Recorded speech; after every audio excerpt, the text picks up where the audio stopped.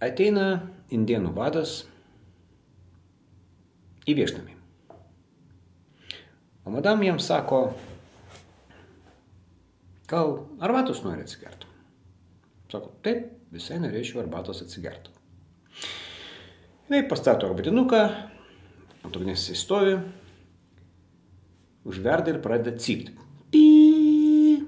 Jis išsitraukia tomagavką. Čia. Sukapoja. Jis sako, ką darai? Vadė, čia arbatinukas. Sako, matai, madam, juos reikia žudyti tol, kol jie dar maži.